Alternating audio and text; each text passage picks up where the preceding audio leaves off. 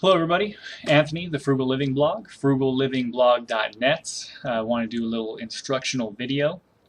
Um, if you are like the millions of Americans today that drink coffee daily, I know I do, um, it can get costly. Starbucks every day, you know, $2, $3, $4, $5 sometimes for a drink every single day really adds up. So what I want to show you how to do is something that I've been doing for about the past 6 months, and it's make iced coffee at home.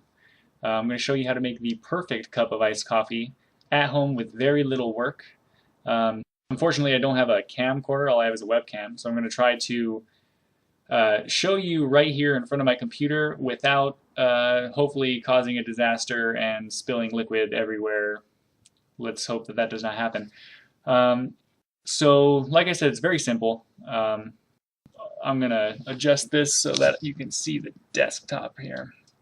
Now, all you really need, a container. I use this to both make the coffee and then store it in afterwards. It has a nifty little spout right here, so all I got to do is keep it in the refrigerator, and I could pour it into my cup. Some coffee. Doesn't have to be expensive. This is Don Francisco's. I think it's about maybe $4 or $5 for this tin, and this will make you about a gallon of iced coffee. And then some water. What I do is I use water out of the water machine that's by a supermarket. It's like 25 cents for a gallon.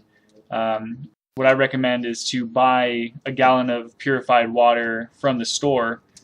We shop at Smart & Final, so First Street.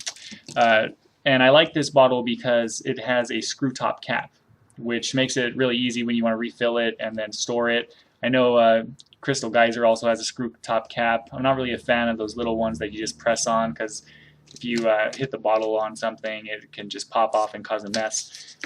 So basically, what we're going to do is take your container. Now, you don't have to use the same container that you are going to store the coffee in after it's made. If you have a large container that will hold, you know, half a gallon of liquid plus some coffee, and you can seal it and store it in the refrigerator, that will actually make it easier later on. But I'm a fan of using things that I already have, so I just use this. I've already measured out the coffee for the sake of making it quick, hopefully the video quick and easy. This is about 2 cups of coffee. Now, I say about 2 cups because I'm kind of generous with my measurements. I like my coffee strong, but you could really make this however you like it. If you like your coffee stronger, use a little bit more coffee. If you like your coffee weaker, use a little bit less coffee. That's kind of the beauty of this as well, is you can really make your personal perfect cup of coffee just by going with your own tastes. So all I'm going to do here is I'm going to pour the coffee into the container. Oh, spill a little bit.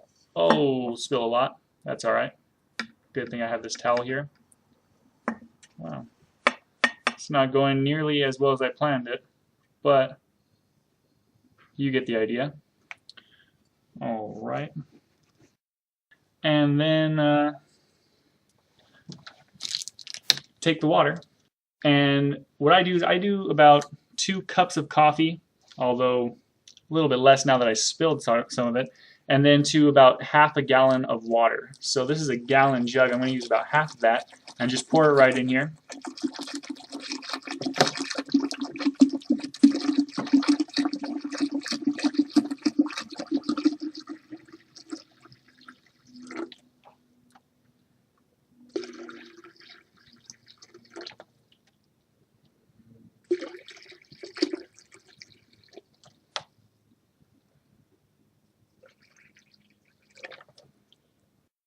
That seems to be about a half.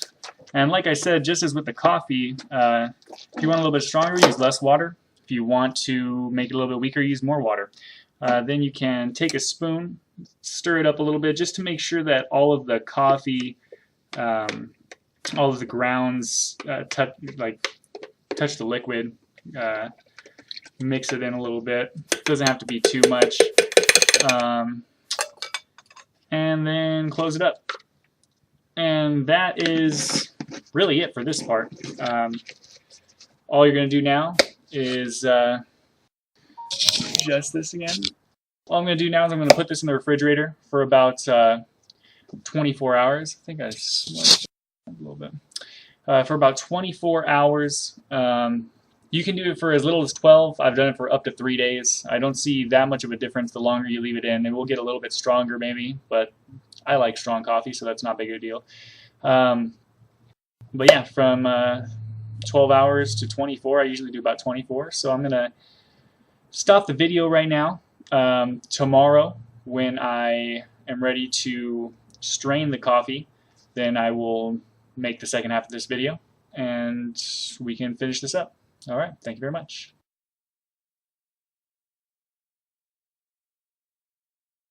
Okay, so it's been 24 hours. What we have is the jug of coffee and water that has been sitting in the refrigerator, a container to strain the coffee into, a strainer, and some cheesecloth. I folded the cheesecloth over onto itself just to have an extra layer. I found that it helps to keep the extra grounds out. The strainer itself does not really do the job. And then, yeah, all we're going to do is pour this through the strainer and we'll have the coffee. Like I said, you don't have to use the same container to store the coffee in that you use to make the coffee. If you don't, then you would be able to strain it right into your serving container. I use the same one, so it's an extra step. I am going to lower this camera. All right. And try not to make a mess. But as we found out yesterday, that does not always work. So let's see.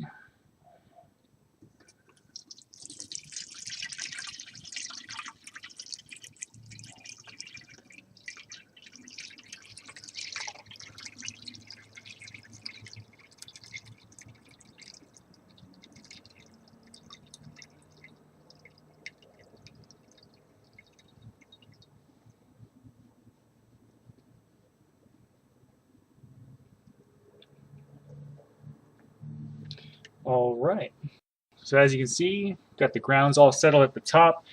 What I'm going to do now is pause the video while I rinse out this container and throw this stuff away.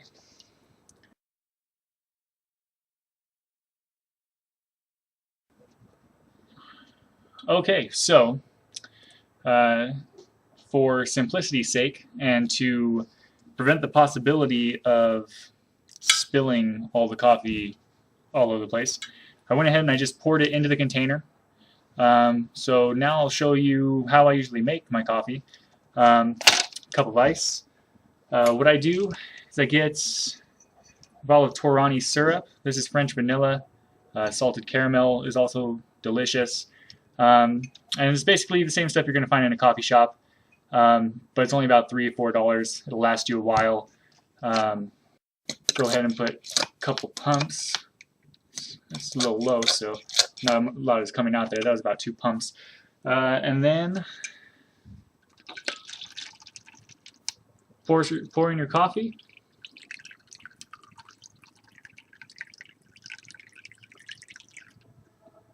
All right. Add a little milk.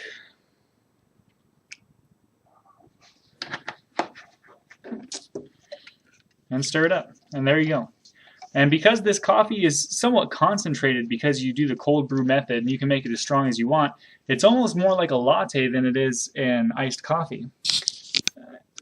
And really, just as good as anything you're going to find in a coffee shop. You see that? That was my best impression of a Food Network celebrity face. I don't know if you've noticed that every time they eat something, it seems like it's the best thing they've ever tasted in their life. But that's besides the point. This is good, and now you know how to make it at home. All right. For more tips and stuff like this, check out my blog, frugallivingblog.net. All right, until next time.